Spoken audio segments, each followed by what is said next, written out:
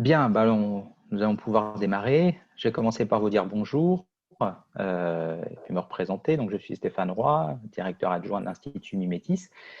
Soyez tous les bienvenus donc, à ce nouveau webinaire qui est organisé par l'Institut Mimetis et qui a pour thème aujourd'hui « Quand le souci de soi rencontre le souci de l'autre ».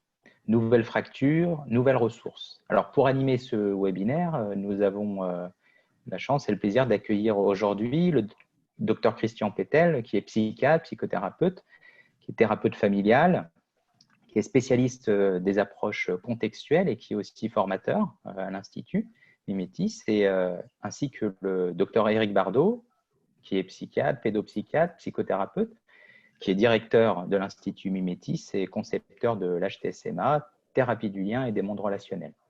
Alors, comme d'habitude, après les échanges de nos deux intervenants, il y aura une large partie qui sera consacrée à vos questions. Alors, bien évidemment, n'hésitez pas à poster vos questions, vos commentaires aussi, qui sont toujours très appréciés, sur le chat qui se trouve à droite de votre écran, pour ceux qui n'en auraient pas encore l'habitude.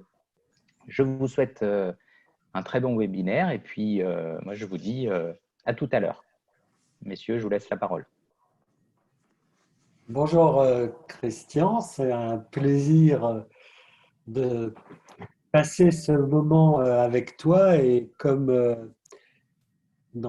habituellement dans les webinaires, l'important est de pouvoir partager cette réflexion qui nous aide à nous décentrer de la situation, à pouvoir établir un dialogue et questionner ou amener des questions qui permettent de faire émerger du sens. Tu m'as proposé comme sujet quand le souci de soi rencontre le souci de l'autre, et nous nous sommes mis d'accord sur quelle fracture, quelle ressource. Souci de soi, souci de l'autre. Cette rencontre va-t-elle se construire sur l'inquiétude? Qu'est-ce que je vais devenir? Qu'est-ce que l'autre va devenir? Ou va-t-elle s'appuyer sur la préoccupation, c'est-à-dire la responsabilité de construire la rencontre dans l'interaction entre sa propre vulnérabilité et la vulnérabilité de l'autre? Voilà, de ton point de vue, comment tu vois les choses? Bonjour Eric, bonjour Stéphane. Je voulais aussi dire bonjour un peu à tous ceux qui sont là. Et puis aussi particulièrement, je le disais à l'instant avant qu'on commence, à toutes celles et à tous ceux qui sont au travail ce matin et qui ne peuvent pas nous suivre en direct et qui nous écouteront après. Je voulais juste un peu, si tu permets, personnaliser un tout petit peu ça en ayant un bonjour particulier à mon ami François, qui est médecin généraliste dans le Val-de-Marne et qui travaille ce matin et qui m'a dit qu'il nous écouterait cet après-midi et qui a été un des premiers à être atteint du coronavirus, qui va bien aujourd'hui, qui fait partie de ceux qui travaillent dans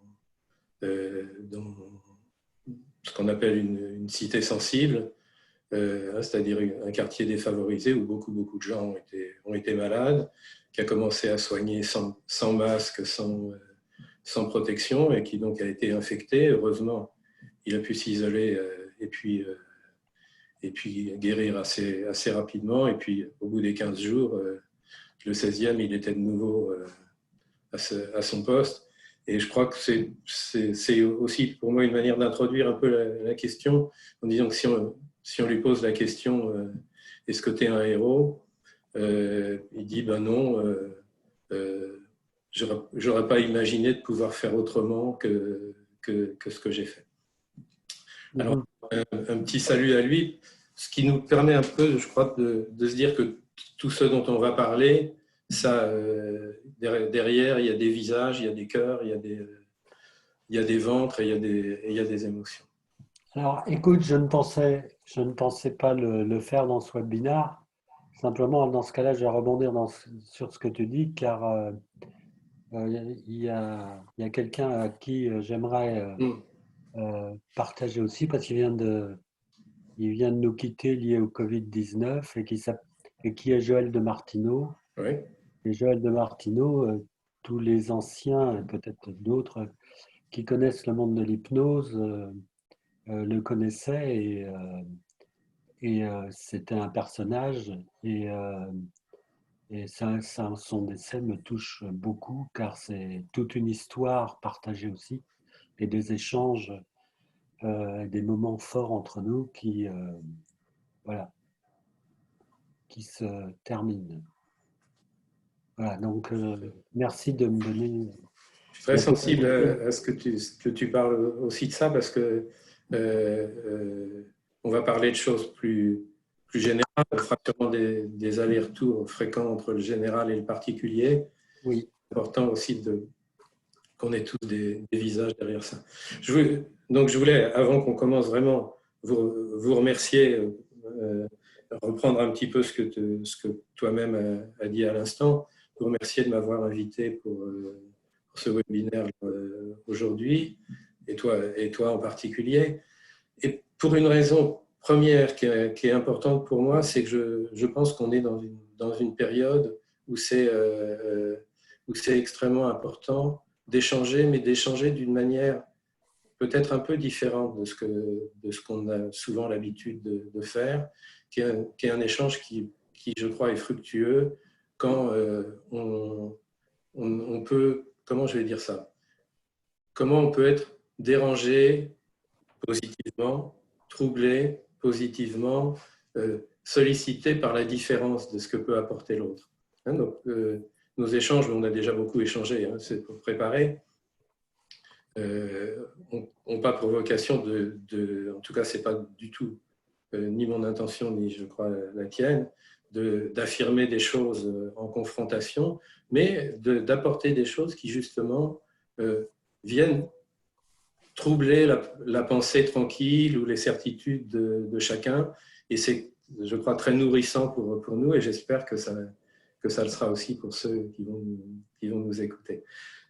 Donc, je reprends juste l'introduction que tu disais. Je crois qu'effectivement, tu avais raison de tout de suite différencier le souci et l'inquiétude, parce que l'inquiétude, elle a aussi sa légitimité, bien sûr, hein, dans des périodes difficiles comme celle qu'on vit actuellement. L'inquiétude, c'est, on pourrait dire, l'attitude craintive, hein, qu'on a, la peur, le tourment, le mal-être que chacun de nous peut ressentir, ou ceux qui sont autour de nous. Alors que le souci, comme tu l'as déjà dit, c'est déjà le passage à une autre étape de la présence à soi et de la présence aux autres, qui est la responsabilité, ce qui nous engage, et le moment de plus qu'est notre capacité de nous impliquer face à ce qu'est la réalité qu'on vit aujourd'hui, qui est l'incertitude dans laquelle on est engagé les uns et les autres, et on va y revenir sur différents plans. Je te laisse relancer sur ça. oui, tu m'as dit, j'entends dans nos échanges pour préparer ce webinaire, Christian, la question de la responsabilité est venue de manière récurrente dans nos échanges. Et là,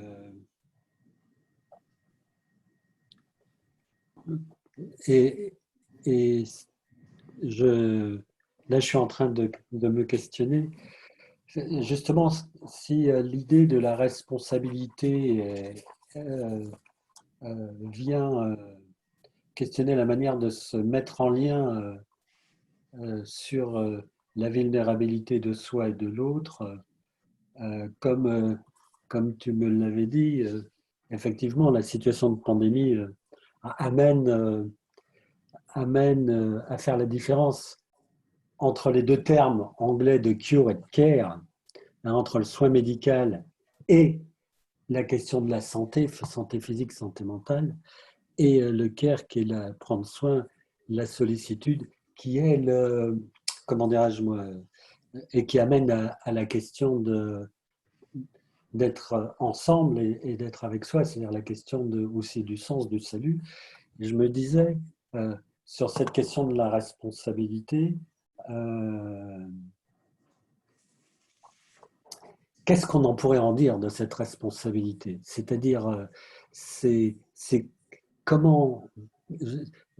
Quand je dis ça, c'est que quand on observe ce qui se passe dans les médias, et y compris dans notre milieu professionnel, je le lisais encore ce matin, la situation crée un conflit majeur, même au niveau des médecins, entre ceux qui disent on doit suivre les indications qui sont données de la science et de la recherche, et de l'autre, dire mais attendez, on est en situation démunie et on fait avec les moyens du bord. Et je me dis, la question de la responsabilité, elle s'exerce dans ce contexte précis, elle est en lien avec quoi? Elle s'exerce comment?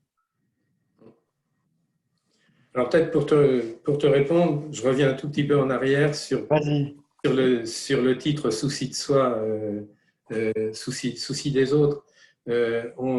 On est en concurrence ce matin avec les chemins de la philosophie qui à cette heure-là, ont une émission sur Michel Foucault. Ah. Et le souci de soi, il y a évidemment différents auteurs qui en ont parlé, mais un de ceux qui en ont le mieux parlé, c'est Foucault qui a beaucoup travaillé sur ça, sur ce qu'il appelle, autour du souci de soi, la volonté de savoir. C'est-à-dire, et il dit quelque chose, il dit la volonté de savoir, prendre son plaisir comme il faut, prendre la mesure de ce dont on est capable, qui est une phrase qu'on peut imaginer générale, mais si on la ramène à la situation actuelle, on voit bien de quoi il s'agit pour chacun d'entre nous. Prendre la mesure de ce dont on est capable. Et avec une phrase qui, moi, me touche beaucoup, qui est avoir une attitude polémique envers soi-même. C'est-à-dire, le débat qu'on va avoir entre nous, je crois que sa richesse, c'est s'il entre en résonance pour nous deux, pour Stéphane et pour tous ceux qui nous écoutent, s'il entre en résonance avec les débats intérieurs qu'on peut avoir. La période qu'on vit nous offre une opportunité. Moi, j'ai toujours l'impression d'être assez familier, d'avoir des débats intérieurs, de me disputer beaucoup avec moi-même et souvent de ne pas être d'accord avec moi. Mais je pense que c'est une période, par la vacance que ça permet, qui nous autorise davantage ça, et donc qui autorise le regard critique qu'on peut avoir sur ces certitudes et sur ces affirmations. Et puis le souci des autres, comment il se relie au souci de soi, c'est que le souci des autres, mais tu l'as déjà évoqué, mais je crois que c'est important d'y revenir, c'est quelque chose qui naît de la responsabilité qu'on ressent quand on voit la vulnérabilité de l'autre. On va citer quelques grands auteurs dans la matinée, c'est beaucoup Emmanuel Lévinas qui a travaillé sur ça et qui peut nous inspirer. Et si c'est important, c'est que le souci de l'autre, ça réintroduit la question du soin dans l'altérité, dans la communauté des vivants, dans l'existence et la reconnaissance de soi, dans sa manière dont on porte attention aux autres. C'était mon détour pour revenir à ce que tu disais sur Cure et Care, et je crois que c'est effectivement très important de faire un rappel sur ça, parce que on a vécu en direct des réflexions qu'on peut avoir de façon plus générale depuis longtemps sur cette question-là.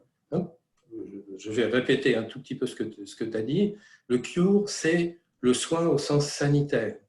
D'une certaine manière, c'est un soin unilatéral qui prend peu en compte, et même s'il le fait très bien, ça n'est pas la question d'est-ce que c'est un bon soin médical ou pas, c'est ou un soin parental, maternel, paternel, c'est que ça prend peu en compte le point de vue de l'autre. D'une certaine manière, ce qu'on a vu dans la première période, et je pense qu'il n'y avait pas de choix, c'était sauver des vies, quel qu'en soit le prix. hein, si on pense notamment aux personnes très âgées, les débats qu'il a pu y avoir ensuite sur la légitimité qu'il y avait à écouter la parole des gens qui étaient malades, est-ce qu'on ne réanime ou pas, le Cure prend peu ça en compte.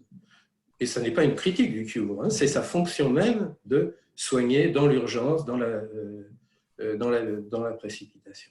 Le passage, vas-y. J'aimerais juste préciser quelque chose parce que c'est important ce que tu as dit sur le Cure. Soigner quel qu'en soit le prix. Mais c'est là où on voit bien sur la question de la responsabilité que déjà une problématique s'est posée. Parce que soigner quel qu'en soit le prix vient heurter en miroir on est en situation de guerre. Si on est en situation de guerre, ça veut dire que le discours assimile l'effet du coronavirus à une guerre bactériologique. Si c'est assimilé à une guerre bactériologique, ça veut dire que la réponse est la réponse de médecine de guerre, c'est-à-dire la médecine de catastrophe. Et dans la médecine de catastrophe, la base de la médecine de catastrophe, c'est le tri. Oui, absolument. Dans l'expérience qui est, si on soigne tout le monde, quel qu'en soit le prix, en retour, l'expérience montre que ça va créer plus de cas et plus de morts que si l'on trie. Et déjà sur cette question du care, on observe qu'on est pris entre deux discours qui ne répondent pas aux mêmes logiques. Tout à fait. Et d'ailleurs, c'est ce qui fait que ce qu'on a vu, c'est que très très rapidement, ça ne suffisait pas de répondre en termes de cure, hein, en termes de soigner à tout prix.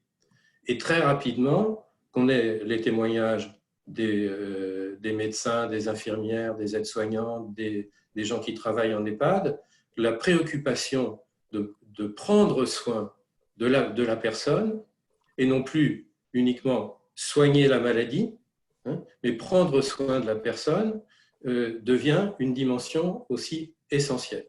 Et si on revient à la temporalité de ce qui se passe, si on se dit qu'on n'est qu'au début de cette temporalité et de toutes ses conséquences, on est passé très très rapidement, presque simultanément, d'une attitude pure de cure, de soin médical, à quelque chose qui s'impose aux gens, qui est au-delà de la réflexion, ou au-delà, ou peut-être en deçà de la réflexion, qui est, quand je vois quelqu'un en situation de souffrance, de vulnérabilité, il me sollicite, il m'oblige à me préoccuper de lui, pas uniquement pour lui sauver la vie.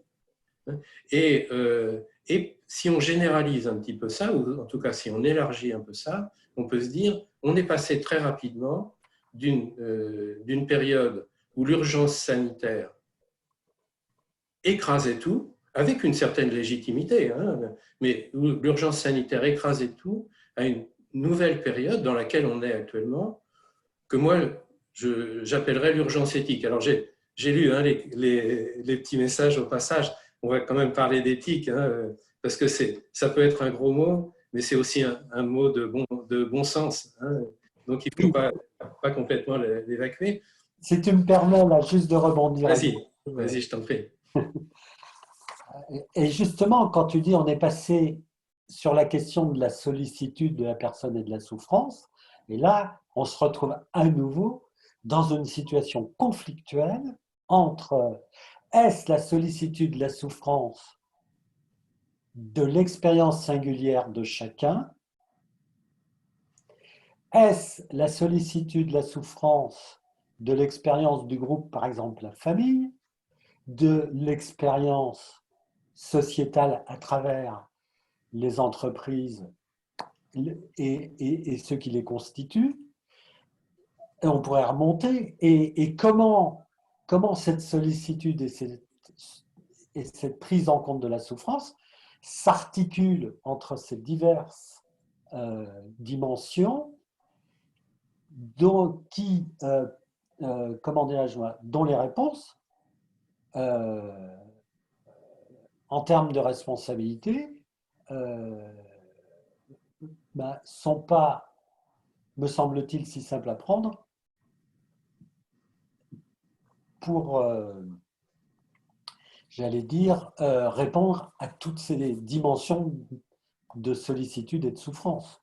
Tout à fait. C'est-à-dire qu'on est passé, ce que j'appelle l'urgence éthique, c'est le passage d'une urgence unique, hein, qui aurait été l'urgence sanitaire, à une multiplicité des urgences. Les urgences qui touchent à la santé physique, qui touchent à la santé psychique, qui touchent à la vie relationnelle, qui touchent à l'isolement, qui touchent aussi à l'activité économique et toutes ses conséquences. C'est-à-dire que la question éthique, elle est autour de « il faut concilier l'inconciliable ». Il faut gérer le présent, il faut se préoccuper en même temps des conséquences pour le futur. Gérer le présent, c'est gérer des choses contradictoires les unes avec les autres. Je n'y reviens pas, mais ce n'est pas tout à fait le sujet, je crois, aujourd'hui. C'est gérer des choses qui sont différentes, qui entrent en conflictualité les unes avec les autres et qui amènent forcément à différents niveaux, au niveau général, sociétal, mais aussi au niveau familial, au niveau interpersonnel, à faire des choix. Et faire des choix, c'est une activité essentielle de l'activité humaine. C'est quelque chose qui nous concerne dans notre vie de tous les jours, mais encore plus particulièrement dans un moment comme celui-là. Évidemment, faire des choix, c'est si possible faire des choix éclairés et à tous les niveaux. Je redis, au niveau de soi-même, au niveau de la famille, y compris au niveau des définitions de la famille. Quels choix familiaux on fait aujourd'hui? Qui on protège le plus? Qui est en situation de plus grande vulnérabilité? Comment se préoccuper des uns et des autres? Ça peut être s'en tenir loin, puisque c'est une question qui se pose aujourd'hui. Et comment se préoccuper des uns et des autres, c'est quelquefois en être au plus près. Toutes ces questions dont aucune n'a une réponse prédéfinie qui pourrait être mise dans un catalogue de voilà les questions et voilà les réponses, qui sont des questions dont les réponses sont intimes, touchent chacun d'entre nous. Et pour se dire que cette question éthique n'est pas une injonction prédéfinie, à la différence de ce que définirait la morale ou la déontologie. Moi, je me réfère beaucoup à Jean-François Malherbe, qui est un philosophe qui est aujourd'hui disparu, mais avec qui on a eu l'occasion de travailler assez longtemps, qui, pour résumer les choses avec une formule qui peut paraître simpliste, mais qui est tellement simple, élémentaire et donc fructueuse, c'est de dire l'éthique, c'est chemin faisant. L'éthique, c'est quelque chose qu'est-ce qui guide notre action, bien sûr avec des références, bien sûr avec des valeurs, mais qu'est-ce qui guide notre action au plus près de ce qu'est le besoin de l'autre, et ce qu'est notre situation de responsabilité par rapport à l'autre. Vas-y. En fait, quand j'entends justement la question de faire des choix et que tu nous dis c'est essentiel dans l'activité humaine et des choix si possible éclairés et que l'éthique c'est chemin faisant, oui, qu'est-ce qui guide notre action? Ce qui me venait à l'esprit, c'est le fait que si on ne peut pas décliner la singularité des actions de chacun et l'expression des positions de chacun, il n'empêche que si nous partons de l'idée que nous ne pouvons pas faire autrement que d'exprimer notre singularité dans la communauté et que le groupe est indispensable à l'humain, et quand je parle du groupe humain, c'est aussi le groupe humain dans l'environnement, ça veut dire que ça pose quand même cette question centrale aujourd'hui, et qui ne me semble pas uniquement que dans les relations humaines, c'est de, est-ce qu'on va, je veux dire, de la qualité, en quelque sorte, du tissu relationnel. Et est-ce que c'est la qualité du tissu relationnel, est-ce que ce qui va se déroule et dans les choix vont aller vers un déchirement, voire même une aggravation du déchirement du tissu relationnel, ou est-ce que ça va aller au contraire, mais on en reparlera peut-être dans la question des fractures et des ressources, vers, au contraire une densification et même une redécouverte de l'essentiel de, de ce tissu relationnel, je veux dire, comme base de notre existence, si je peux parler comme ça. Oui, oui, tout à fait. Et je crois quand même que tu introduis là la deuxième partie du Oui, un peu trop vite, mais c'est le. Non, non, non, je crois pas que c'est trop vite. On est dans à mon avis, mais les uns et les autres nous le diront après ou en même temps. Mais on est dans le tempo sur les nouvelles fractures et les nouvelles ressources, dont je crois, on verra que les nouvelles fractures et les nouvelles ressources sont au plus près les unes des autres. Sur les mêmes questions, les mêmes problématiques, les mêmes incertitudes, qu'on peut aller plutôt vers l'accentuation ou la gestion de nouvelles fractures ou sur la révélation de nouvelles ressources. Je crois que pour ça, il faut revenir un tout petit peu sur la question de la crise et des crises. Alors avant, excuse-moi si Oui, tu permets, oui. je reviendrai volontiers, Christian, sur la question de la préoccupation de soi et de la préoccupation de l'autre. Oui, oui, vas-y.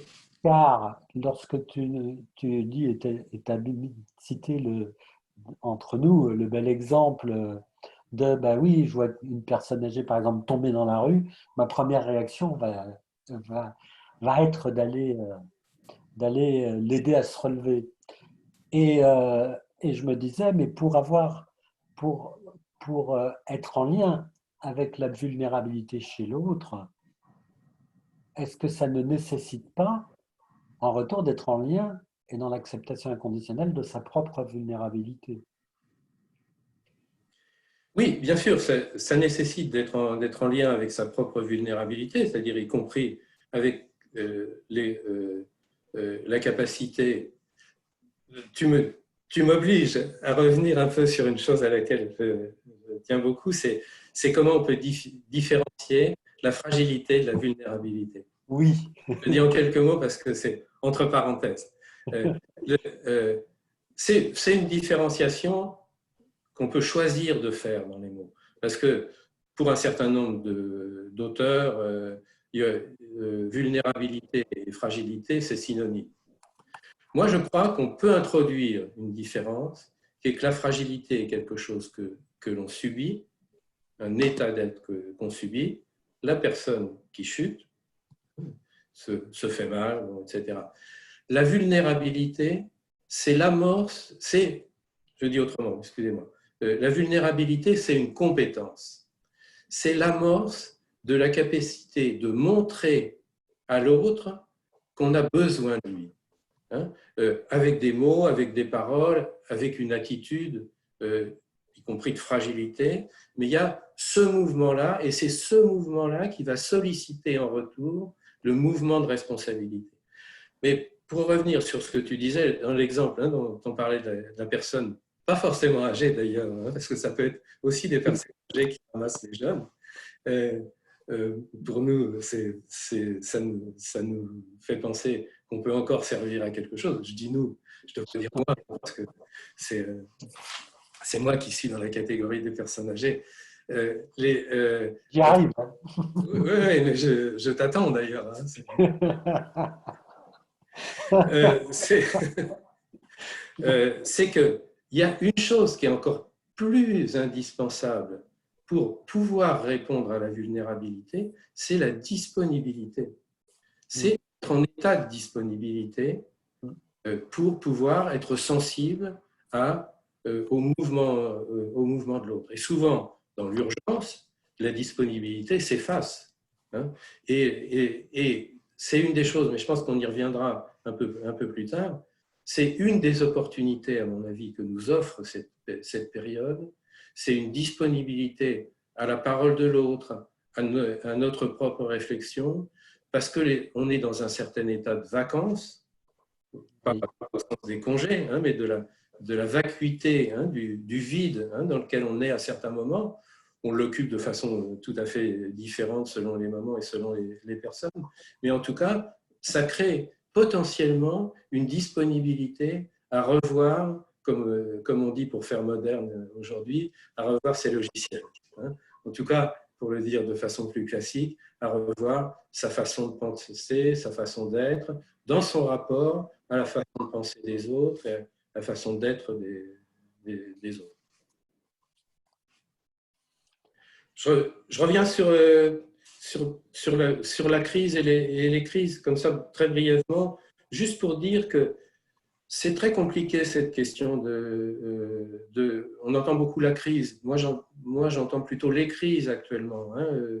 Si on revient à ce dont on parlait avant, les crises individuelles, collectives, y compris très intimes, très personnelles, hein, qu'on voit dans comment l'humeur des uns et des autres varie selon les jours, selon les moments, et souvent de façon difficile à décrire et difficile à comprendre. Hein, donc, des crises multiples à différents niveaux, des crises d'inquiétude, d'angoisse, d'incertitude. Mais moi, je voudrais tout de suite insister sur une chose, c'est que je crois que la crise vraiment à laquelle nous avons à nous préparer, c'est la crise à venir. C'est celle dans laquelle on n'est pas. C'est celle dans laquelle on est, elle a au moins quelque chose de représentable qui a un ennemi certain visible qui est le virus.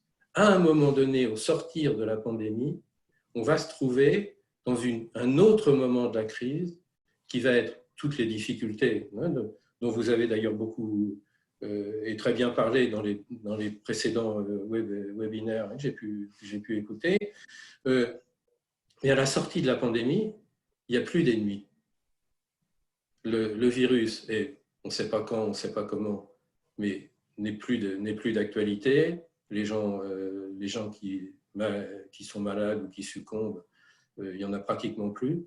Et il y a un monde collectif, un monde sociétal, un monde familial, un monde intérieur complètement dévasté, avec beaucoup d'incertitudes et un vide avec la difficulté de savoir par quel bout prendre toutes les questions qui se poseront.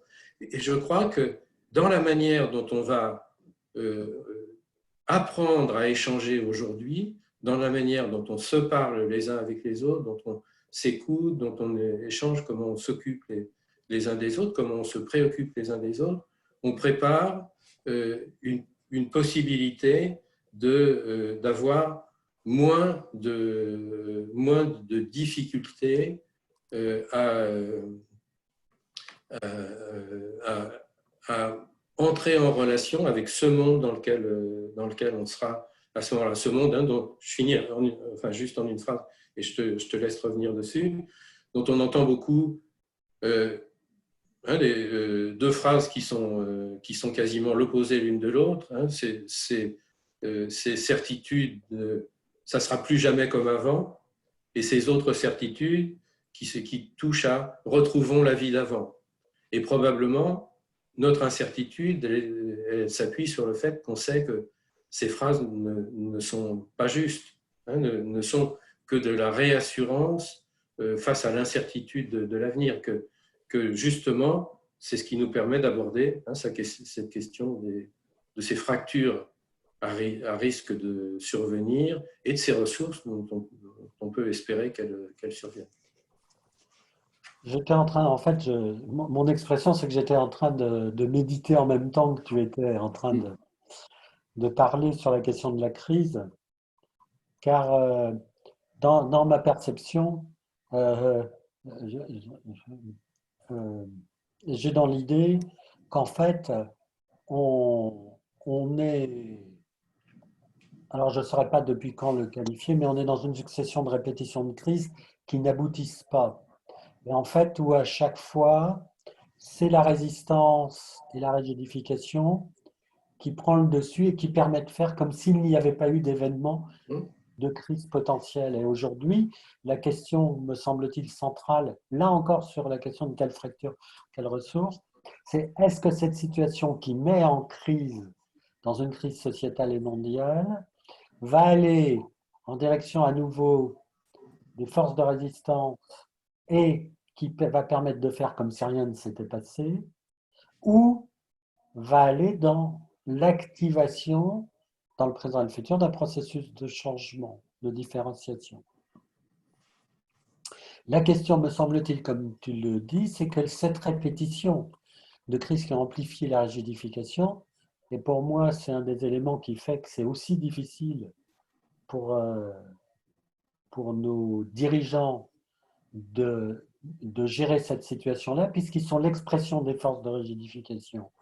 C'est qu'effectivement, comme tu le dis fort justement, c'est que plus ça se rigidifie, et plus le scénario n'est plus dans un passage de crise qui pourrait être un passage de type homéostasique, mais un passage en termes de scénario de catastrophe et d'effondrement. Et de la confrontation à ce vide, justement.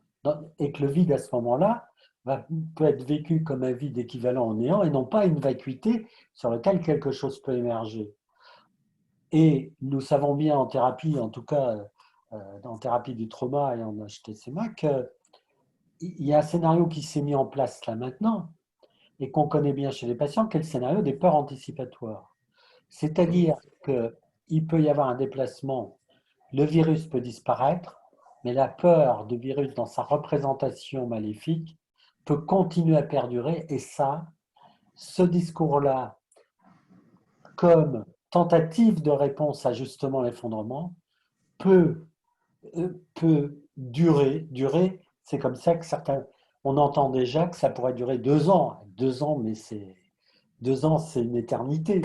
Et voilà, et donc la question que je me pose, c'est qu'effectivement, on est dans ce moment, et là je te rejoins, dans ce moment où la balance, elle va aller dans quelle direction et qu'est-ce qui va émerger?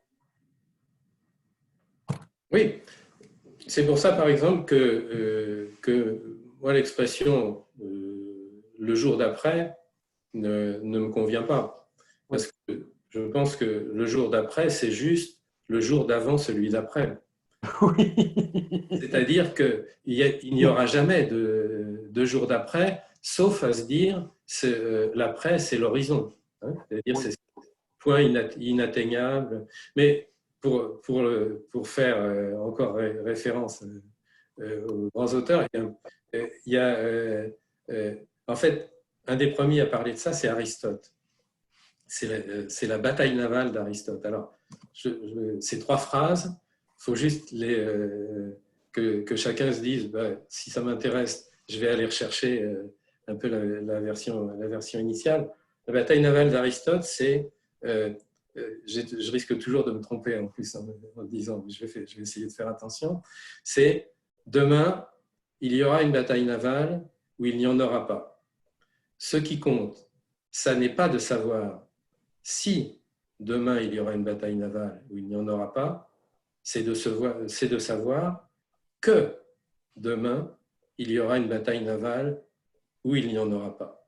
C'est-à-dire que, très simplement, si on veut l'appliquer, y compris à nos pratiques quotidiennes, comment évolue une thérapie, quelle est notre place, quelle est notre légitimité, quelle est notre éventuelle utilité dans le travail thérapeutique, c'est la question du fait qu'on travaille sur un futur qui est irreprésentable et que pour autant, ça ne doit pas faire qu'on soit démuni et ni démunis, ni certains de pouvoir prédire l'avenir, ni démunis face à l'inconnu, ni être obligé de pouvoir prévenir ou prédire. Et la seule manière d'éviter ça, ça ramène à la question éthique.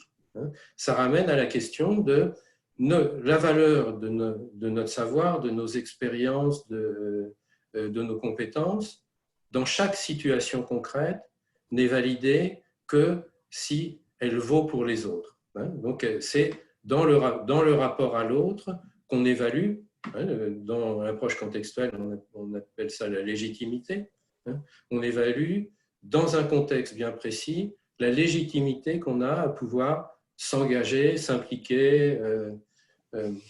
Et au passage, juste, je reprends la phrase sur l'engagement dont je t'ai parlé. C'est la phrase d'un philosophe de l'entre-deux-guerres qui s'appelle Paul-Louis Landsberg. Je ne l'ai plus d'ailleurs là, mais de mémoire.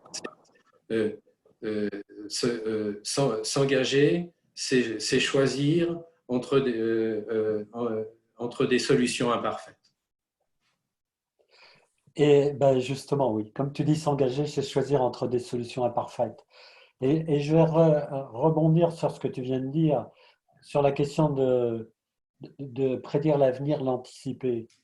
La question n'est pas dans la prédiction, l'anticipation de l'avenir, la question est dans l'anticipation, la prédiction de la croyance que cette prédiction peut être certaine et non pas imparfaite.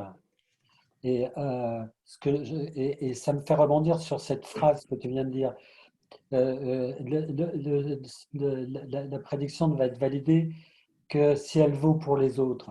Mais justement, ce qui est très intéressant et en même temps qui peut être angoissant dans la situation présente, c'est que valider, que si c'est validé pour, comment dirais-je, que si elle vaut pour les autres, si elle vaut pour les autres, qui en met en perspective? Est-ce que c'est les autres d'hier? Est-ce que c'est les autres d'aujourd'hui? Ou est-ce que c'est les autres de demain? C'est-à-dire, en d'autres termes, que pour aujourd'hui, ça peut être validé pour des autres qui sont autour dans l'instant T, et que ça peut être extrêmement destructeur pour les autres que sont nos enfants, nos petits-enfants, dans un futur proche dont ils auront à hériter les effets. Et que la question là aussi, je te rejoins sur valider pour les autres, la question c'est de quels autres il s'agit et quels autres on prend en compte. Oui, absolument. Et c'est une chose qui est un point d'appui important dans le travail contextuel, c'est la préoccupation des conséquences pour le futur. Et en fait, la préoccupation des conséquences pour le futur, un peu comme tu viens de le dire, c'est pas uniquement la préoccupation du futur. C'est bien sûr, ça part de ça, mais ce que ça met en scène, et on le voit beaucoup au niveau du travail avec les familles, mais on peut y réfléchir de façon plus globale par rapport à ce qui se passe actuellement. Ce que ça met en scène, c'est que chacun d'entre nous a une manière différente d'aborder la préoccupation des conséquences pour le futur. Mais par rapport à ça, on n'est pas égaux dans la légitimité qu'on nous donne à s'exprimer. Souvent, dans les formations, on peut l'expliquer en disant une des difficultés de restaurer la confiance dans un groupe familial, par exemple, ça passe par soutenir que chacun ait vraiment une place de personne, une place de sujet. Et ça vient souvent buter contre ce qu'on peut appeler la réification ou la chosification des personnes, c'est-à-dire la réduction de chacun à une place particulière dans un moment de l'histoire. Tu as été un abuseur, tu as été une victime, tu es handicapé, tu es vieux, et au nom de ce statut, on te renvoie à ton incapacité à avoir une place vraiment légitime dans la préoccupation des conséquences pour le futur. Et justement, je te laisse poursuivre sur ça. C'est bien. Justement, un des rôles qui sont les nôtres, et une part où on a validé notre légitimité à chaque fois par rapport à ça, c'est de pouvoir être les garants que chacun au-delà de à quoi on le renvoie régulièrement, en se préoccupant des conséquences pour le futur, retrouve une place plus légitime et plus à la fois présente aux autres et présente à soi dans le moment présent. Et c'est une sorte d'articulation de la temporalité qui fait que, moi j'aime bien parler de dire, la temporalité, c'est pas passé, présent, futur. Le passé détermine le présent qui engage pour le futur, mais c'est futur, présent, passé. C'est la préoccupation des conséquences pour le futur qui nous donne une place utile dans le moment présent, et souvent ça nous amène à aller chercher pourquoi, on a parlé de cet exemple-là, pourquoi aujourd'hui dans un couple, il y en a un qui dit les enfants, il faut qu'ils retournent à l'école, et l'autre qui dit les enfants, il ne faut pas qu'ils retournent à l'école.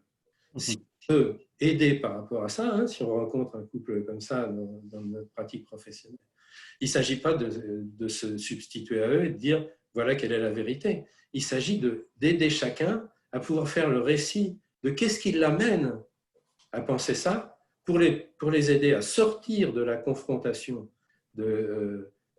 stérile, de moi j'ai raison et toi tu as tort, toi tu as toujours raison et tu me dis toujours que j'ai tort, mais de les aider à cette occasion-là à pouvoir revenir sur qu'est-ce qui fait émotionnellement, intellectuellement, affectivement, familialement, que je vais plutôt vers cette position-là, et ce qui ouvre des possibilités de dialogue.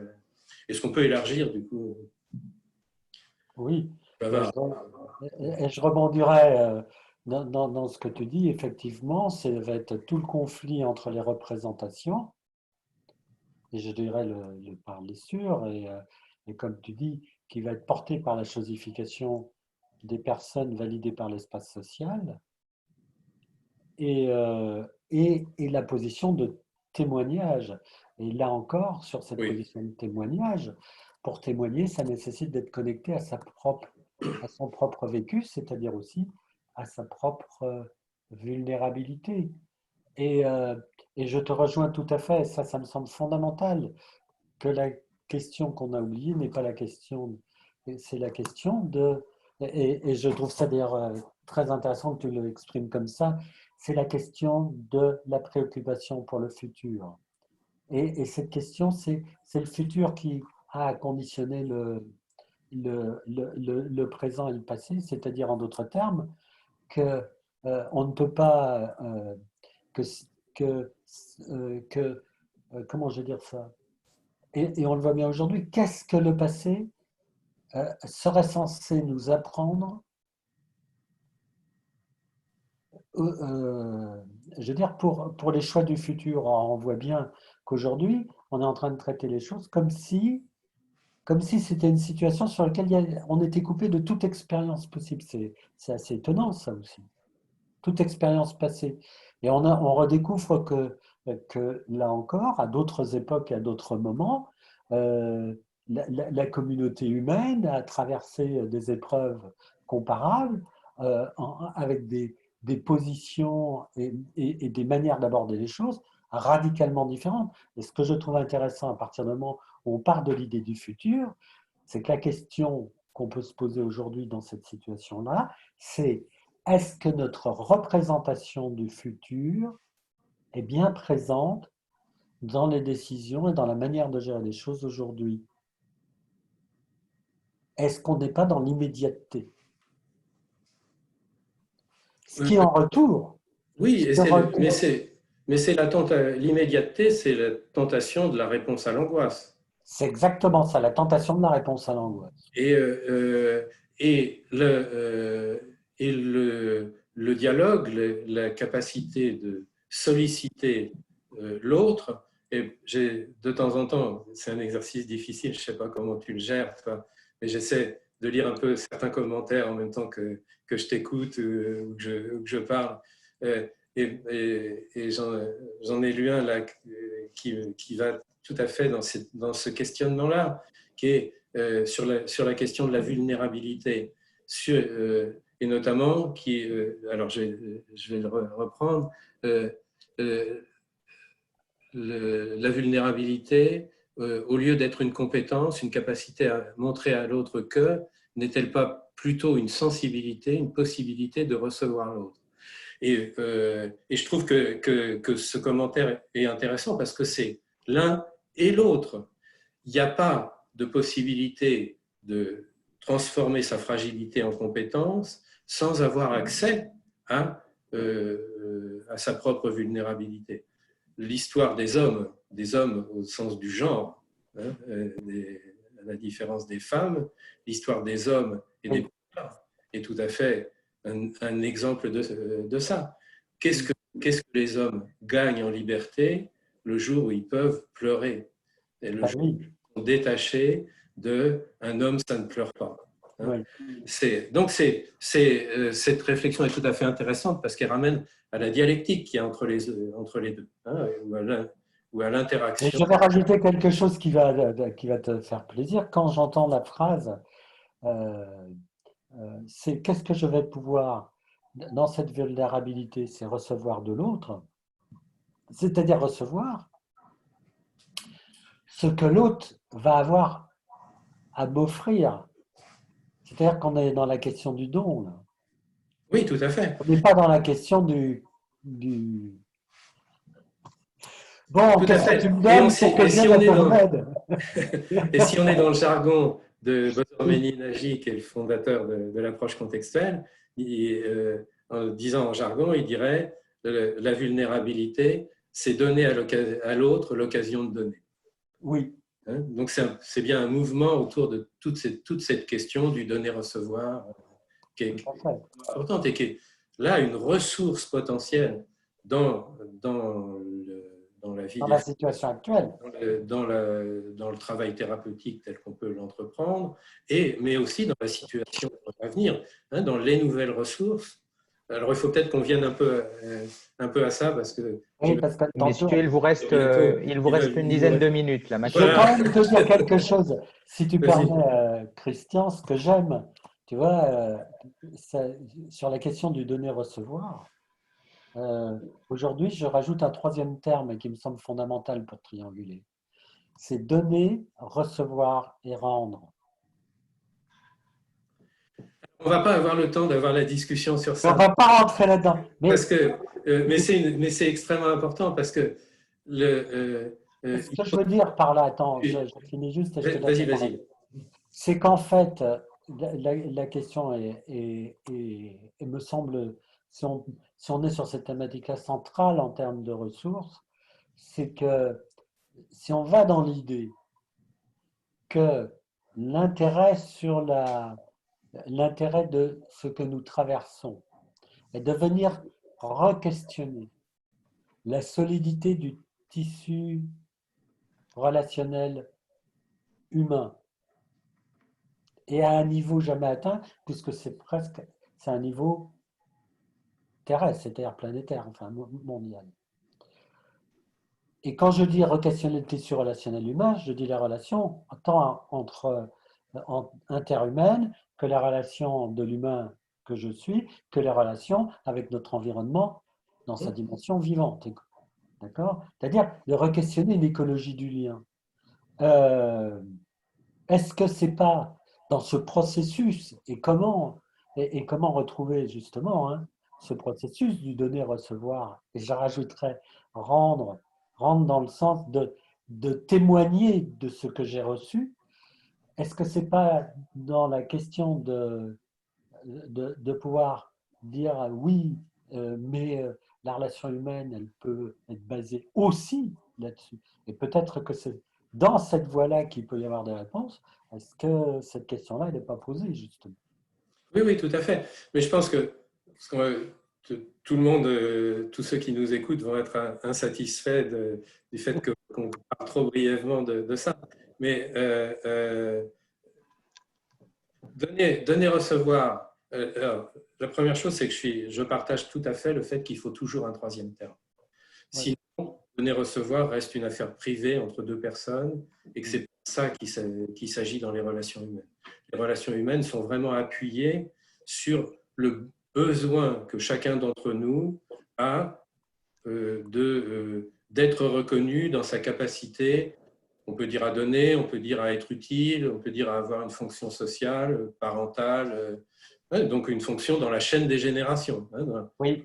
Donc autour de la question de la place de passeur qu'on a dans la transmission. Donc il faut bien un troisième terme.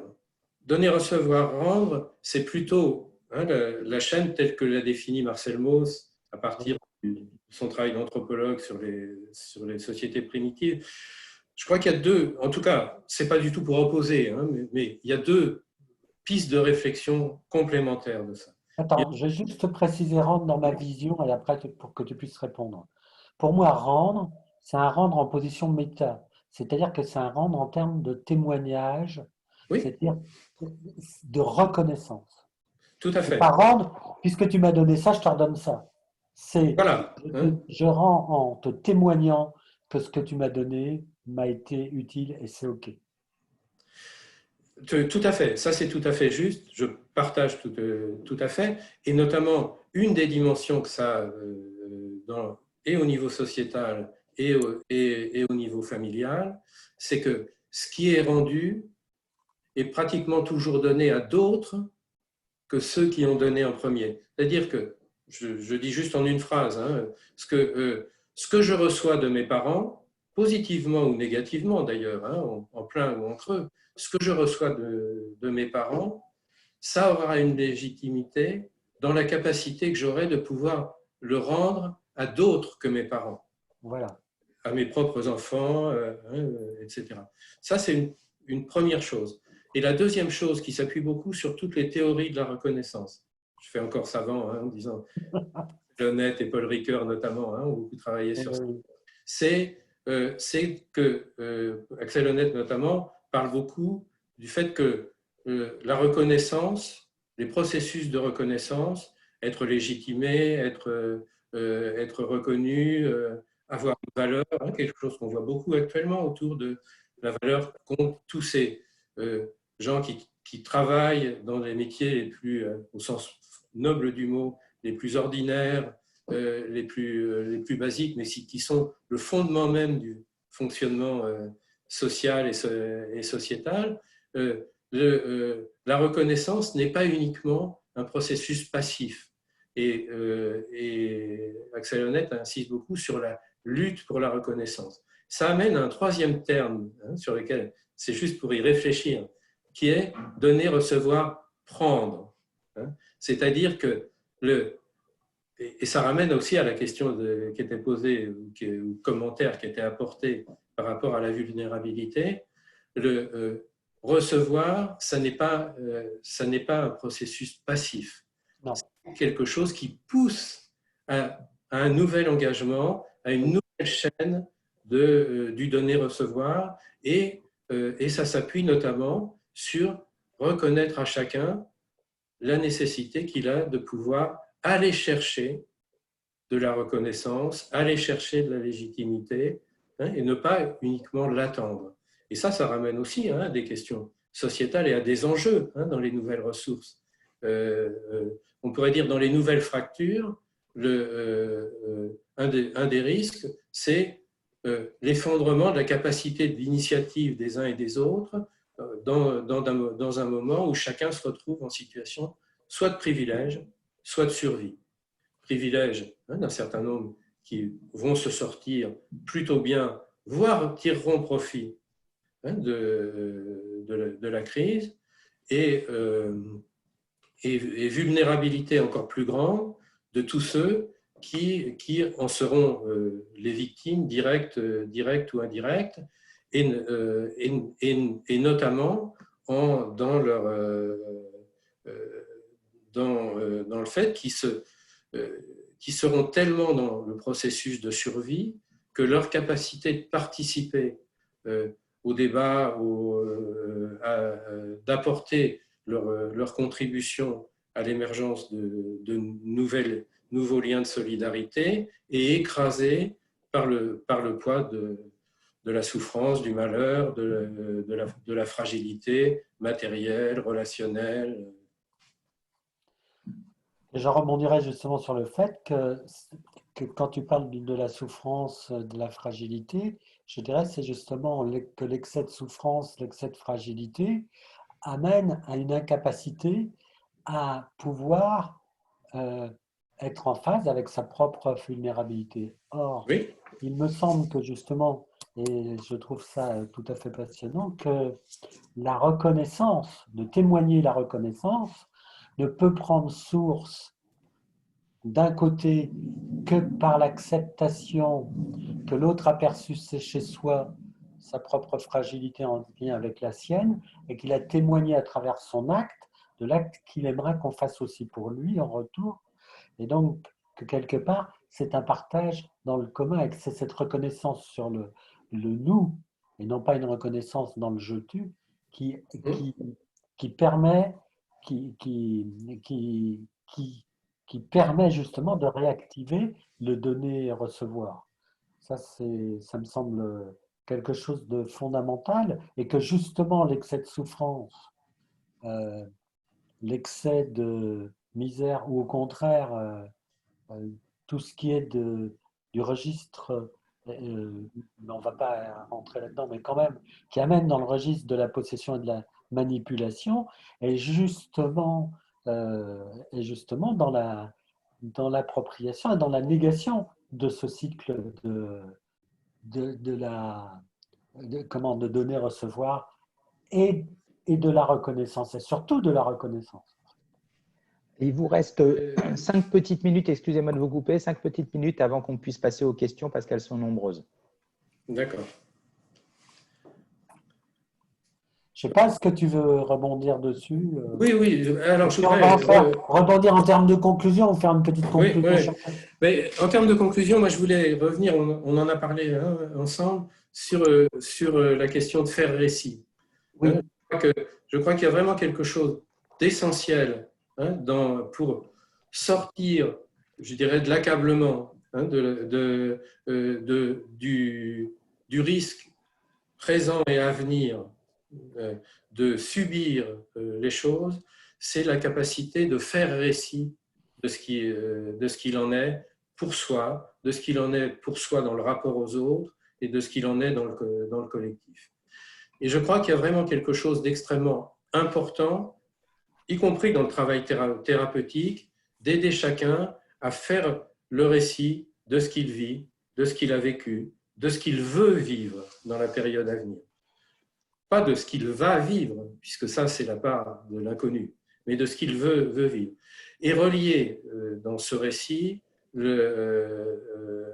à son histoire, à ses engagements, à ses valeurs, mais avec ce que je disais tout à l'heure, cette possibilité de laisser son esprit vacant et de construire peu à peu dans le dialogue avec l'autre, dans les échanges, ce récit. Et si ça te va, je voulais proposer un petit exercice aux uns et aux autres. Ça te va que je propose ça? Vas-y, fais. Je pense qu'il y a un exercice qu'on pourrait faire chacun d'entre nous, qui est faire un exercice. Comment je peux raconter comment j'étais au 1er janvier de cette année? Qu'est-ce que j'ai fait comme vœu? Comment je m'engageais dans ça? Qu'est-ce que j'avais comme projet? Comment je suis dans la période actuelle? Comment je peux le décrire avec les mots vraiment de tous les jours, très simplement? Et pour ne pas aller plus loin, comment j'imagine que je voudrais que se passe cet été pour moi? Écrire ça avec 2 cibles. Et c'est peut-être que du coup, ce n'est pas tout à fait le même récit pour l'un et pour l'autre. Une cible qui est, je fais récit de ça à la génération plus de la génération des petits-enfants. Pour moi, ça veut plutôt dire aujourd'hui la génération des arrière-petits-enfants. Donc, c'est un peu hypothétique, mais enfin, j'espère quand même y arriver. Donc, comment je raconterais, voilà ce qu'on a vécu en 2020, voilà comment je l'ai vécu. Au 1er janvier, je me disais que, et on a partagé ceci et cela. Et puis, quand on a été vraiment dans la prégnance du virus, il s'est passé ça, et je me disais que j'aimerais bien l'été prochain ça. Et puis le deuxième récit, c'est plutôt tourné vers les générations antérieures, ceux qui ont pu, comme tu l'évoquais tout à l'heure, vivre des périodes qui à la fois ressemblaient et qui à la fois n'étaient pas les mêmes. La Deuxième Guerre mondiale, la grippe espagnole, si on connaît ceux qui ont vécu l'épidémie de peste, mais je pense qu'il y en a peu d'entre nous qui les connaissent. Vraiment un exercice très concret qui, je pense, nous relie à la mise en perspective, alors qu'aujourd'hui, pour revenir sur ton mot, on est beaucoup dans l'immédiateté et dans la difficulté de gérer le temps. Voilà, Alors, j'ajouterai quelque chose Oui. à ton exercice, car pour moi, c'est très important pour redevenir acteur et auteur de son histoire, que ce soit une expérience dans le présent. Oui. Et pas dans la spéculation. C'est-à-dire que je rajouterais, imaginez que votre petit-fils ou votre petite-fille soit à l'âge adulte et soit présent là maintenant devant vous. Imaginez que cette personne du passé, par exemple votre grand-père, votre grand-mère, revienne là et soit là présent devant vous. Et là maintenant, comment vous raconteriez ça? Parce que... C'est vraiment très important ce que tu dis, parce que moi j'irais même au-delà de ça, et je n'ai pas de croyance mystique par rapport à ça.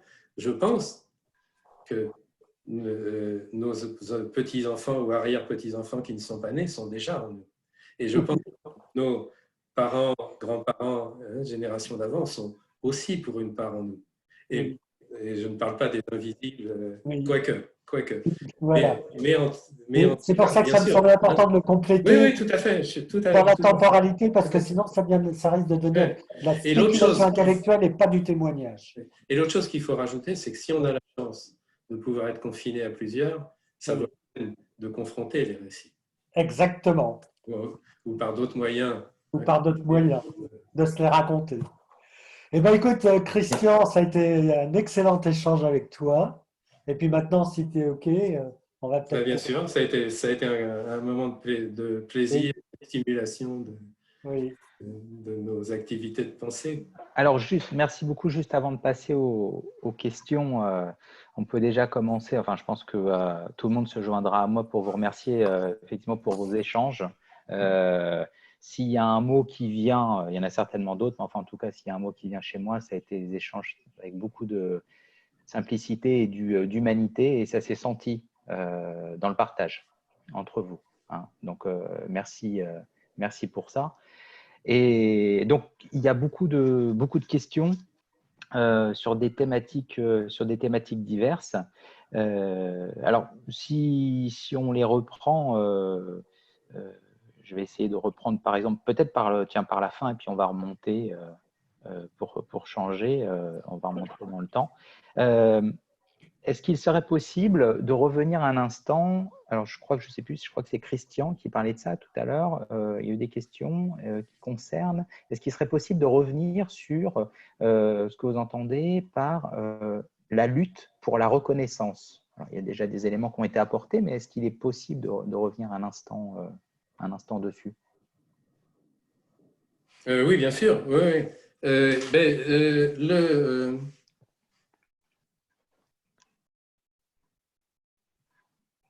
Axel Honneth, il définit trois sphères de la reconnaissance. Je vais essayer de le faire bref, hein, c'est un peu difficile, qui sont les sphères de l'amour, la sphère de l'amour, la sphère de la reconnaissance sociale et la sphère de l'estime de soi.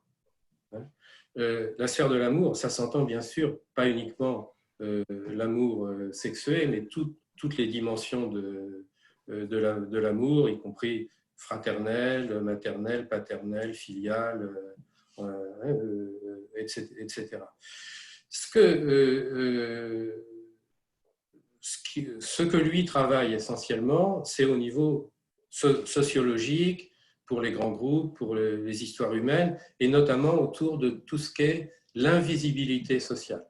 Toutes ces catégories de personnes qui traversent la vie sans jamais ou en ayant rarement des signes de considération, des signes de reconnaissance. Et c'est un des risques de fracture, d'ailleurs, dont je n'ai pas eu le temps de parler, qui est que toute la manière dont les uns et les autres se sont engagés, les soignants, les éboueurs, les caissières de supermarchés, les professionnels des EHPAD, etc., que tout ça, dans la précipitation de l'après, toute cette part-là, je ne parle pas uniquement, même si elle est très importante, de la reconnaissance matérielle ou du statut, que tout ça soit passé sous silence.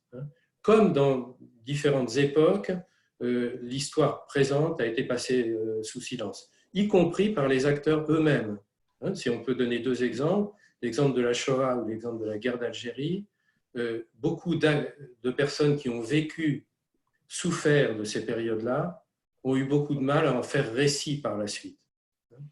Et donc, la question de la lutte pour la reconnaissance, si on la ramène, si on la laisse au niveau sociétal, mais si on la ramène aussi au niveau individuel ou familial, c'est comment il est possible de restaurer suffisamment de confiance entre les personnes et à l'intérieur de chacun pour que chacun puisse pas seulement attendre de la reconnaissance, mais aller la chercher.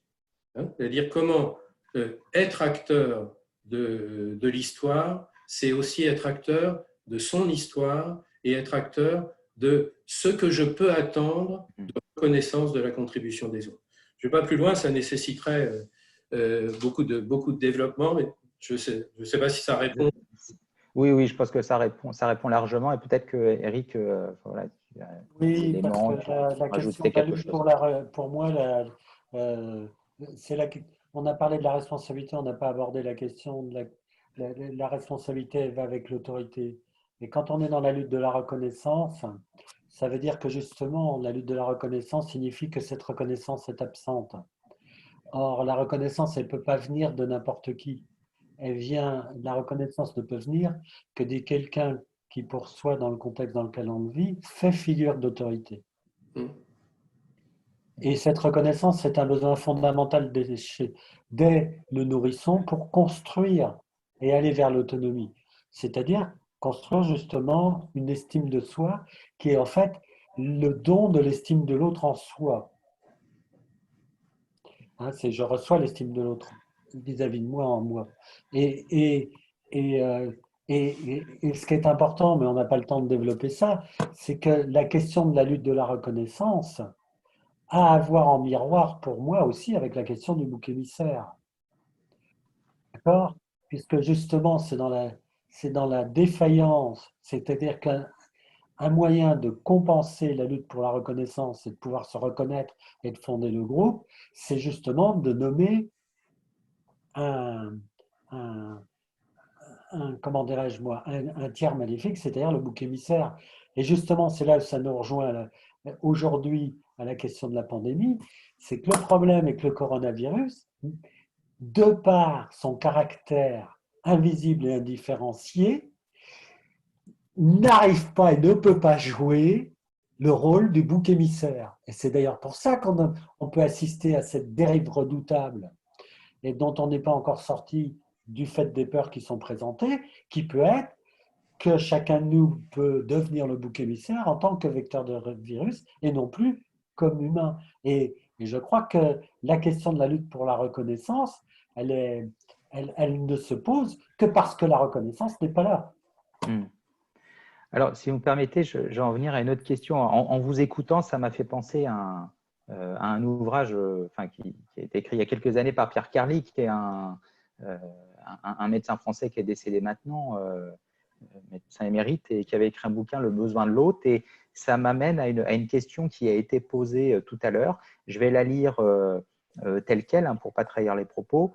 En définissant l'autre comme un corps potentiellement porteur de contagion d'un virus dangereux. N'en arrive-t-on pas finalement à créer une double contrainte? Alors, une notion qu'on connaît bien. La double contrainte serait celle-ci.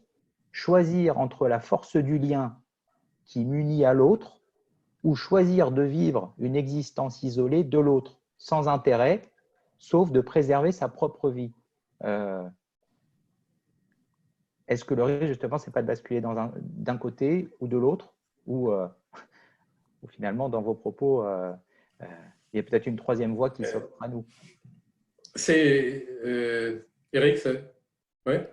Ce que je dirais simplement, parce que c'est Oui. la question et c'est le thème de la journée d'études de l'association francophone d'HTCMA qu'on avait fait, c'est-à-dire que la voie de l'autre, de l'exclusion de la relation humaine et d'une société totalement hygiéniste amène directement sur la voie du transhumanisme.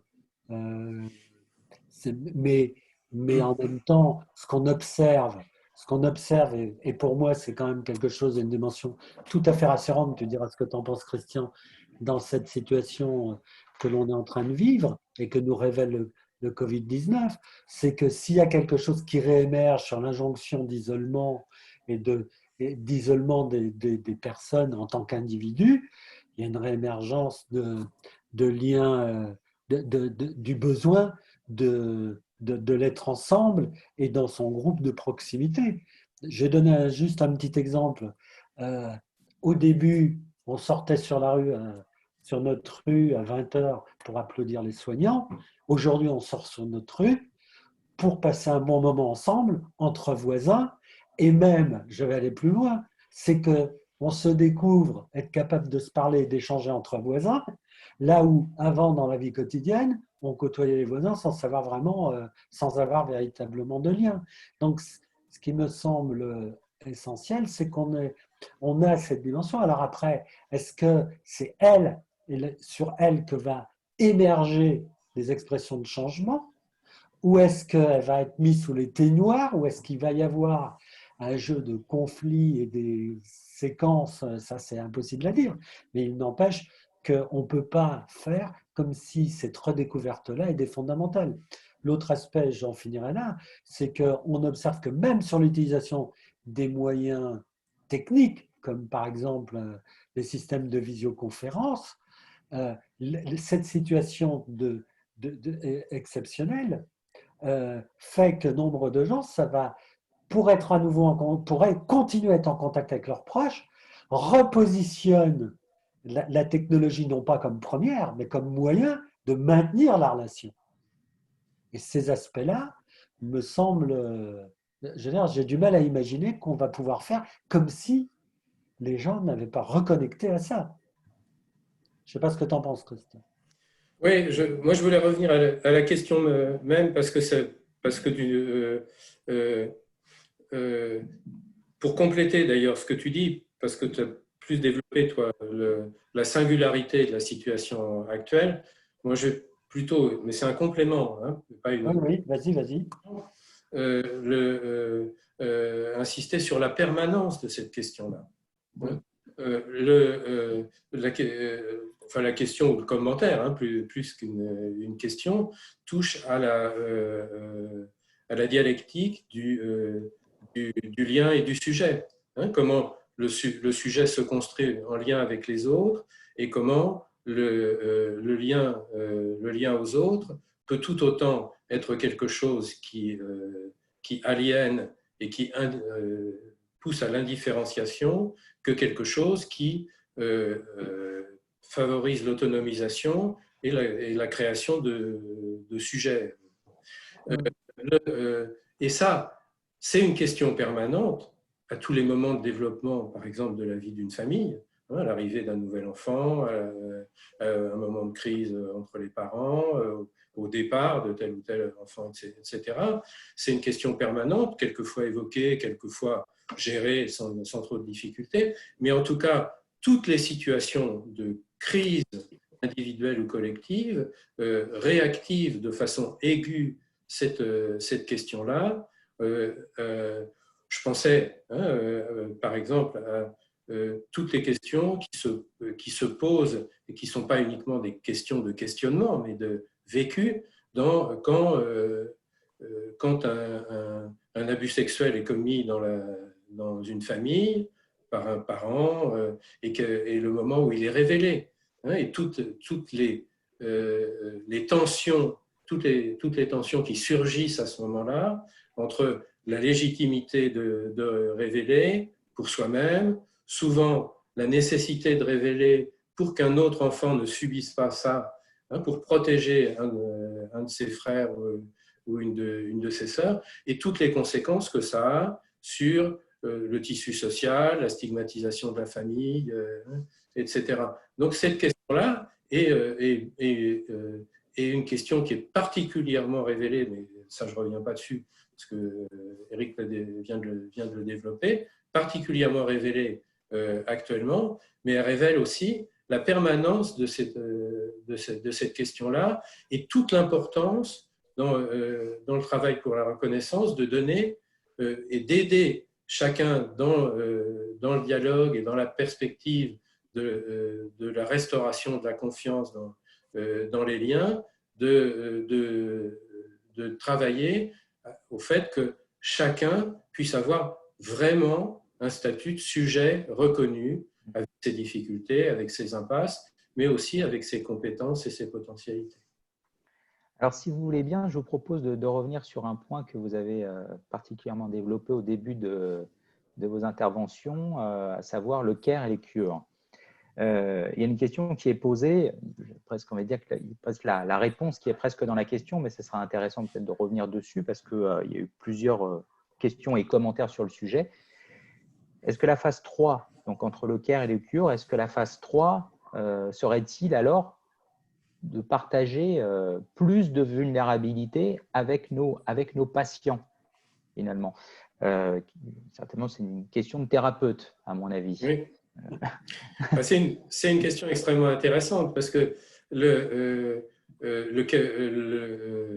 care, c'est au départ, notamment ce qui a été développé par John Tronto aux États-Unis et tous ses disciples, ça a une dimension politique, c'est beaucoup appuyé sur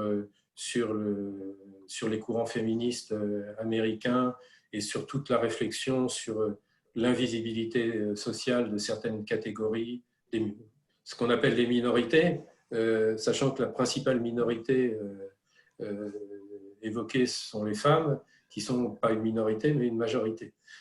Mais dans souvent les définitions qui sont faites comme ça, c'est évoqué de cette manière-là. Donc les réflexions qu'on peut avoir sur le care sont beaucoup des réflexions analogiques sur la place que ça peut prendre. Je reviens au niveau familial et au niveau des thérapeutes. Et ça rejoint la question que tu nous apportes là, Stéphane, est pour moi extrêmement importante, parce que je crois que ça touche à la singularité qu'on a dans notre fonction, dans notre rôle et dans notre place professionnelle. Je défends ça pourrait se discuter, on n'est jamais le même thérapeute avec 2 patients, avec 2 familles, avec deux couples. Il y a toujours quelque chose qui est sollicité de nous, qui nous fait, on peut dire un peu, différent de celui qu'on était, de celui ou celle qu'on était dans la séance d'avant, et même avec la même famille, avec la même personne, on n'est pas tout à fait le même chaque fois. Et je peux me permettre de dire ça vu ma place dans les générations, souvent les jeunes thérapeutes ont beaucoup tendance à s'appuyer sur leur technique, sur leur connaissance, sur ce qu'ils ont appris, pour ne pas se sentir fragile par rapport à ça. Et je crois qu'il faut pouvoir leur dire qu'il y a quelque chose à gagner. On dit quelquefois même à apprendre des patients. Moi, j'aime pas trop cette expression-là, mais il y a quelque chose à gagner de pouvoir montrer sa vulnérabilité au sens on n'est pas insensible à tout et on est même sensible à un certain nombre de choses dans la pratique professionnelle. Je donne juste un exemple de ça, et puis Eric, je te laisse répondre, mais j'en ai pas parlé avec Eric, je crois qu'il partageait ça. Moi, j'ai beaucoup de consultations actuellement par visioconférence ou par téléphone, et à la différence de ce qui se passe habituellement en face à face, les gens, plus au début, moins aujourd'hui, mais quand même, m'ont demandé de mes nouvelles. Comment vous allez? Comment ça se passe pour vous? Et quand ça m'arrive en face à face, je crois comme la plupart d'entre vous, je ne réponds pas vraiment à cette question-là parce que je sens qu'habituellement, c'est plus une recherche d'intimité, de complicité qui peut nuire au travail thérapeutique. Quoique, hein, il faudrait encore là le voir situation par situation. Mais aujourd'hui, dans la situation actuelle, ça me semble important de pouvoir répondre à cette question-là. Et d'ailleurs, parce que cette attention me touche, cette attention me fait du bien, cette attention me rend humain dans des moments où je peux être un peu perdu dans mes journées, pas savoir exactement qui je suis, où je suis, quand je suis, et même comment je suis. Je vais rebondir sur ce que tu viens de dire, Christian, et sur la question. Tu peux reposer la question, Stéphane, que je me raccorde.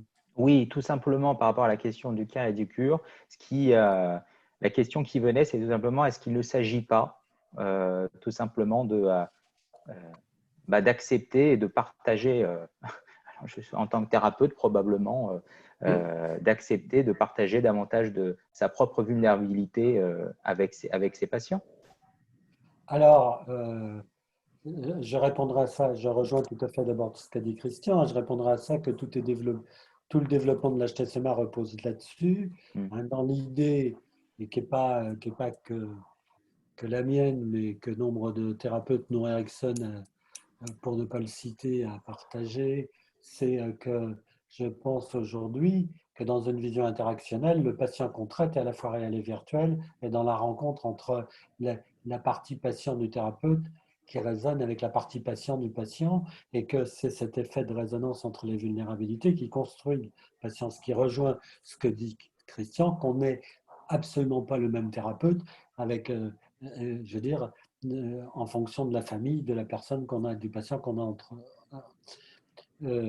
Voilà. Et tout le travail d'externalisation que j'ai mis au point, justement, la manière, et c'est ça la fonction de l'externalisation, c'est d'amener à témoigner. Là encore, toute la question, c'est pas de faire de l'exhibitionnisme ou du voyeurisme, c'est que parce que justement, ce qui se passe touche mon humanité, mon expérience humaine, qu'en retour, je témoigne de l'effet que ça a. C'est le jeu du donner-recevoir et de prendre ou rendre, c'est-à-dire je témoigne que quelque chose est venu toucher, mais c'est en tant qu'être humain dans mon humanité, et que ça, c'est un message fondamental, puisqu'il vient répondre à la question de la reconnaissance.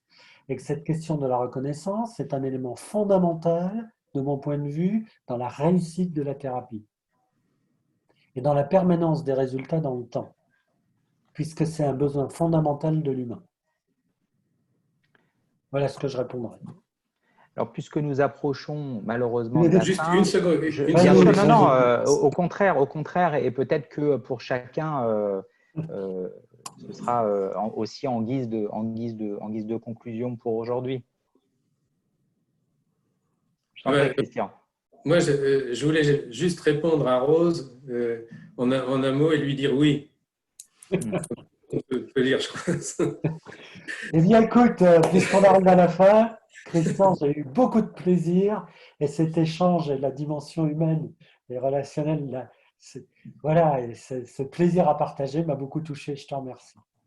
Écoute, j'ai été très, très sensible aussi à ça. Je trouve qu'on avait déjà senti dans nos échanges pour préparer qu'il y avait un certain nombre de choses et qu'on pouvait partager et qui pouvaient, pour revenir à une partie de mon introduction, au sens positif, nous troubler, déranger nos manières de penser et nous aider à avancer du coup comme ça. Et moi, j'y ai trouvé mon compte.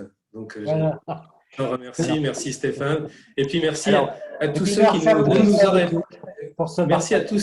qui ne nous auraient pas permis de penser comme ça. Voilà. Ceux et celles qu'on ne voit pas, mais qui ont été présents tout au long de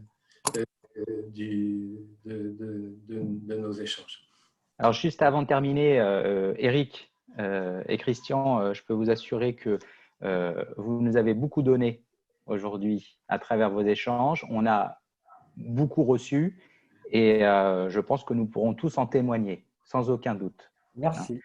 Juste avant de Merci à toi, terminer, Stéphane. donc, et aussi un grand merci à vous tous qui ont assisté nombreux. Je vous rappelle que ce webinaire, bien entendu, comme les autres, est à voir et à revoir et il sera disponible prochainement en replay sur la chaîne de l'Institut. Autre information importante, le prochain webinaire aura lieu vendredi 8 mai, comme d'habitude, de 10h30 à 12h15. Donc, ce n'est pas une erreur, ça sera bien le vendredi 8 mai. Et nos intervenants seront non des moindres. Il y aura évidemment le docteur Eric Bardot qui sera présent. Et aussi, on aura la chance d'avoir comme intervenant la semaine prochaine Bertrand Vergely, qui est philosophe. Et tous les deux interviendront sur le thème « Que nous apporte une situation d'exception ?» entre surprise, humour et créativité. Voilà. Merci encore à tous et à très très bientôt. Merci. Au revoir à vous tous et à vous toutes. Au revoir à vous tous Et à et toutes. vendredi prochain.